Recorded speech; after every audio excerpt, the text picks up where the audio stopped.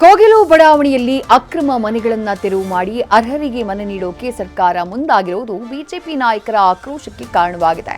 ಇವತ್ತು ಬಿಜೆಪಿ ನಾಯಕರು ಕೋಗಿಲು ಉಳಿಸಿ ವಲಸಿಗರನ್ನ ತೊಲಗಿಸಿ ಪ್ರತಿಭಟನೆಯನ್ನ ನಡೆಸಿದ್ದು ಸರ್ಕಾರಕ್ಕೆ ಬೃಹತ್ ಹೋರಾಟದ ಎಚ್ಚರಿಕೆಯನ್ನ ಕೊಟ್ಟಿದ್ದಾರೆ. ಇತ್ತ ಬಿಜೆಪಿ ನಾಯಕರ ಆರೋಪಗಳಿಗೆ ಕಾಂಗ್ರೆಸ್ ಕೂಡ ಸ್ಪಷ್ಟನೆ ನೀಡುವುದಕ್ಕೆ ಮುಂದಾಗಿದೆ.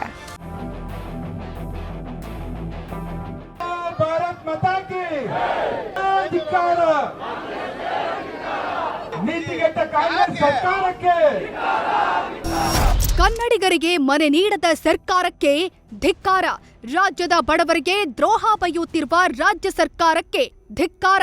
ಕನ್ನಡಿಗರಿಗಿಲ್ಲದ ಸೂರು ಅಕ್ರಮ ವಲಸಿಗರಿಗೇಕೆ? ಧಿಕ್ಕಾರ ಧಿಕ್ಕಾರ. ಕಾಂಗ್ರೆಸ್ ಸರ್ಕಾರಕ್ಕೆ ಧಿಕ್ಕಾರ. ಭೋಲೋ ಭಾರತ್ ಮಾತಾ ಕಿ ಜೈ. ಅಂದ್ಹಾಗೆ ಬಿಜೆಪಿ ನಾಯಕರ ಈ ಆಕ್ರೋಶದ ಧ್ವನಿಗಳು ಮೊಳಗಿದ್ದು ಬೆಂಗಳೂರಿನ ಕೋಗಿಲು ಲೇಔಟ್ನಲ್ಲಿ.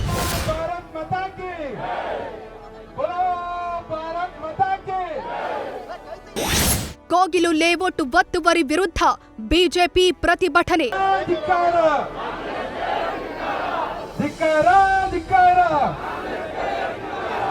ಕೋಗಿಲು ಉಳಿಸಿ ವಲಸಿಗರನ್ನ ತೊಲಗಿಸಿ ಘೋಷವಾಕ್ಯದೊಂದಿಗೆ ಇವತ್ತು ಬಿಜೆಪಿ ನಾಯಕರು ಸಿದ್ದರಾಮಯ್ಯ ಸರ್ಕಾರದ ವಿರುದ್ಧ ಬೃಹತ್ ಹೋರಾಟದ ಕಹಳೆ ಮೊಳಗಿಸಿದ್ದಾರೆ. ಯಲಹಂಕದ ಕೋಗಿಲು ಲೇಔಟ್ ಒತ್ತುವರಿಯನ್ನ ಖಂಡಿಸಿ ಬಾಗಲೂರಿನ ಕಂಟ್ರಿ ಕ್ಲಬ್ ಬಳಿ ಪ್ರತಿಭಟನೆ ನಡೆಸಿದ್ದಾರೆ. ವಿಪಕ್ಷ ನಾಯಕ ಆರ್ ಅಶೋಕ್ ನೇತೃತ್ವದಲ್ಲಿ ನಡೆದ ಪ್ರತಿಭಟನೆಯಲ್ಲಿ ಬಿಜೆಪಿ ರಾಜ್ಯಾಧ್ಯಕ್ಷ ಬಿವೈ ವಿಜಯೇಂದ್ರ ಭಾಗಿಯಾಗಿದ್ರು. ಬಾಂಗ್ಲಾದೇಶದ ಅಕ್ರಮ ವಲಸಿಗರನ್ನ ತೊಲಗಿಸಿ ಅಂತ ಹೋರಾಟ ನಡೆಸಿದ್ರು.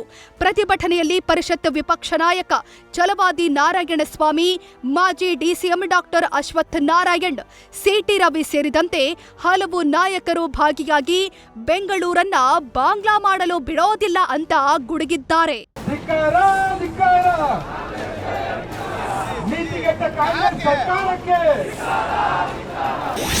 ಬಿಜೆಪಿ ವಿರುದ್ಧ ಕಾಂಗ್ರೆಸ್ ಪೋಸ್ಟರ್ ಅಸ್ತ್ರ.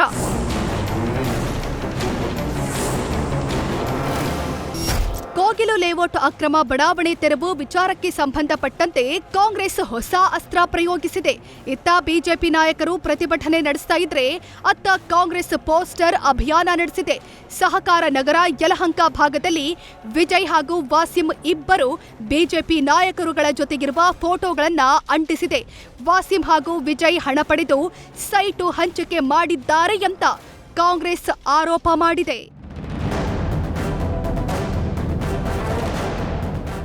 ಬಿಜೆಪಿ ಸರ್ಕಾರದ ಅವಧಿಯಲ್ಲೇ ಹೆಚ್ಚು ಅತಿಕ್ರಮಣ ಆಗಿದೆಯಂತ ಬಿಜೆಪಿ ನಾಯಕರ ಪ್ರತಿಭಟನೆಗೆ ಸಚಿವ ಕೃಷ್ಣ ಭೈರೇಗೌಡ ತಿರುಗೇಟು ಕೊಟ್ಟಿದ್ದಾರೆ.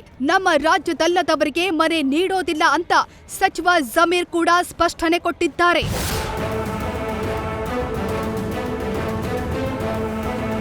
ಒಟ್ಟಾರೆ ಕೋಗಿಲು ಲೇಔಟ್ ತೆರವು ಕಿಚ್ಚು ರಾಜಕೀಯ ಜಟಾಪಟಿಗೂ ಕಾರಣವಾಗಿದೆ.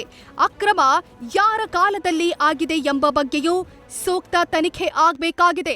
ರಾಜಕೀಯ ಬದಿಗೊತ್ತಿ ರಾಜ್ಯದಲ್ಲಿರೋ ಲಕ್ಷಾಂತರ ಅರ್ಹ ಫಲಾನುಭವಿಗಳಿಗೆ ಸೋರು ಕಲ್ಪಿಸುವ ಕೆಲಸವಾಗಬೇಕಾಗಿದೆ.